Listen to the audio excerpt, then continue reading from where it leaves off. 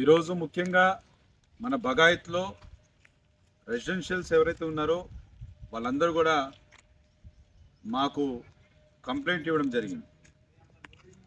Residential జోన్లో మాకు ఈ గ్యాస్ గోడౌన్ పెట్టి ప్రాణహాని ఉందని చెప్పి దయచేసి మీరందరూ కూడా నాయకులందరూ కూడా న్యాయం చేయవలసిందిగా కోరుచున్నామని చెప్పి మా దగ్గర రావడం జరిగింది. అందులో భాగంగా ఈరోజు ఇక్కడ రాష్ట్ర మహిళా మోర్చా అధ్యక్షురాలు శిల్పారెడ్డి గారు, అలానే మన సీనియర్ నాయకులు ఉప్పల్ డివిజన్ సీనియర్ నాయకులు ధర్మారెడ్డి గారు, విఠలరావు గారు, రమేష్ గారు, నర్సిరెడ్డి గారు అందరూ కూడా, రిషి గారు అందరూ కూడా ఇక్కడికి రావడం జరిగింది. ముఖ్యంగా మేము చెప్పేది ఏంటంటే ఈ గ్యాస్ గోడౌన్ ఏంటంటే రెసిడెన్షియల్ జోన్లో ఉండకూడదు. ఈ హుడా లేఅవుట్ సంబంధించింది 700 ఎకరాల్లో హుడా వాళ్ళు దాదాపు 300 నుంచి 400 ఎకరాలు రెసిడెన్షియల్ పర్పస్లో ఇచ్చారు.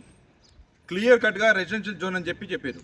ఈ రెసిడెన్షియల్ జోన్లో యాజ్ ఎ కీ డాక్యుమెంట్ ప్రకారము గ్యాస్ గోడౌన్ పెట్టాలంటే రెసిడెన్షియల్ ఏరియాలో పనికిరాదు. ఇది వెరీ క్లియర్. అట్లానే డిస్ట్రిక్ట్ మేజిస్ట్రేట్ ఎవరైతే డిస్ట్రిక్ట్ కలెక్టర్ ఉన్నారో వాళ్ళ దగ్గర ఎన్ఓసి రావాలా, పొల్యూషన్ కంట్రోల్ బోర్డు నుంచి ఎన్ఓసి రావాలా, ఫైర్ సేఫ్టీ నుంచి ఎన్ఓసి రావాలా.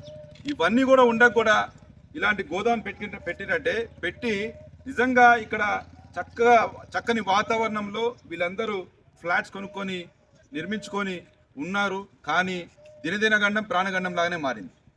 ఎప్పుడు ఏం జరుగుతుందో తెలియదు. ఈ ఎక్స్ప్లోజివ్స్ కూడా, ఎందుకంటే చీఫ్ కంట్రోలర్ ఎక్స్ప్లోజివ్స్ నుంచి కూడా వాళ్ళకి పర్మిషన్ ఉండాలి, ఎన్ఓసి ఉండాలి. అక్కడ అంటే వీళ్ళు ఎంత మేనేజ్మెంట్ చేస్తున్నారు?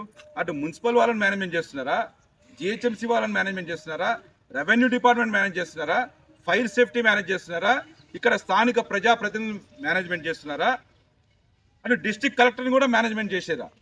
ఇవన్నీ కూడా త్వరలో మేము ఖచ్చితంగా ఈ యొక్క వీళ్ళందరి అండగా మేము ఉంటాము. ఖచ్చితంగా ఇక్కడ నిన్న రెసిడెన్షియల్ వాళ్ళని తీసుకొని మేము త్వరగా ఈ గోదాంని గ్యాస్ గోదాంని మూయించే విధంగా మేము ప్రయత్నం చేస్తాం. లేకపోతే షిఫ్ట్ చేసే విధంగా ఇక్కడ నుంచి ఖచ్చితంగా వాళ్ళు కనుక చెయ్యకపోతే పెద్ద ఎత్తున మా ధర్నా ఉంటుంది. ఖచ్చితంగా మేము చెప్తున్నాం, డిస్ట్రిక్ట్ కలెక్టర్ ఆఫీస్కి మేము ఈ ఇష్యూని కూడా మేము తీసుకెళ్తాం. కాబట్టి తగిన న్యాయం చేయవలసిందిగా ప్రభుత్వ అధికారులను మేము సమన్వయంగా కోరుతున్నాము. ఒకవేళ వినకపోతే మేమేందో చూపిస్తామని చెప్పి కూడా ఈ మీడియా ద్వారా తెలియజేస్తున్నాం.